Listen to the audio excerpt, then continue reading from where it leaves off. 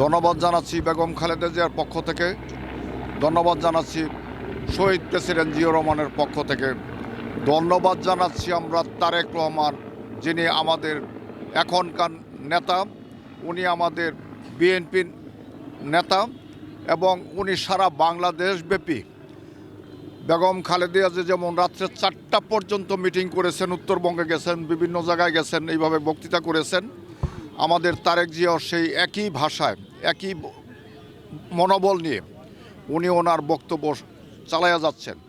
এক এক দিন এক এক ডিস্ট্রিক্ট, কয়েক ডিস্ট্রিক্ট পরপর আরেক ডিস্ট্রিক্ট, যেই পরিশ্রম উনি যেই পরিশ্রম করে যাচ্ছেন, এতে এদেশের মানুষ আশাবাদী যে তারেক রহমানকে দিয়ে জিয়াউর রহমানের কাজ, বেগম খালেদা জিয়ার অসমাপ্ত কাজগুলি সম্পন্ন হবে, এতে কোনো রকমের সন্দেহ মানুষের মধ্যে আর নাই।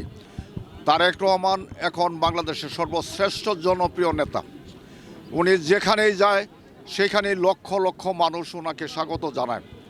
ওনার অনেকগুলি গুণের অধিকারী উনি দেখা যায় সাধারণত একটা স্টেজে গিয়ে একজন মাওলানা সাহেবকে উনি জোর করে ধরে নিয়ে বসাচ্ছেন ওনার চেয়ারটার মধ্যে।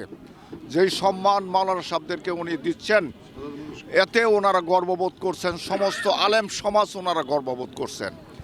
এবং একজন সাধারণ মহিলা দেখছি ওনার সাথে কথা বলতেছেন, উনি দলের নেত্রী হিসেবে কথা বলতেছেন, উনি কোনো কিছুই বাদ মানছেন না। ওনার নিরাপত্তার কথা চিন্তা না করে উনি যেভাবে এই জনগণের সাথে মিশে কথা বলছেন, মিশে যাচ্ছেন, এতে আমরা আশা করি ভবিষ্যতে তারেক জিয়া বাংলাদেশের জন্য সর্বশ্রেষ্ঠ নেতা হিসাবে এবং শাসক হিসাবে উনি এই জনগণের সেবা করে যাবেন।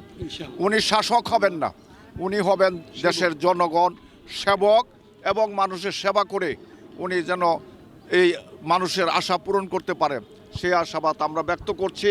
আমরা আইনজীবী সমাজের পক্ষ থেকে, আমরা সমস্ত আইনজীবীদের পক্ষ থেকে, নূতন পুরান জোয়ান যাই আছেন, বৃদ্ধ, আমরা যারা এতদিন বিএনপির জন্ম লগ্ন থেকে বিএনপি করে আসছি, আমরা সবাই এক বাক্যে, সবাই মিলিতভাবে আমরা তারেক জিয়াকে সমর্থন করছি। উনি যেভাবে চাবেন সেইভাবেই আমরা ওনাকে সাহায্য সহযোগিতা করব। আইনের এতদিন পর্যন্ত আমরা যেইভাবে এই বিএনপির নেতাকর্মীদের জন্য আমরা কোর্টে ফাইট করেছি, আমরা এমনও দেখেছি এক একটা মামলার মধ্যে 100, 150, 200 মানুষ আসামি দিয়ে এই স্বৈরাচারী শেখ হাসিনা, যিনি পালাইয়া গেছেন এই দেশ থেকে, অত্যন্ত লজ্জার কথা, আমাদের দেশ থেকে এই পর্যন্ত কোনো নেতা এইভাবে পালায়া যায় না। নেতা লোকদের সাথে কোনো কথা না বলে যেভাবে রাতের অন্ধকারে উনি চলে গেছেন, এটা কোনো নেতার পরিচয় উনি দিয়ে যান নাই।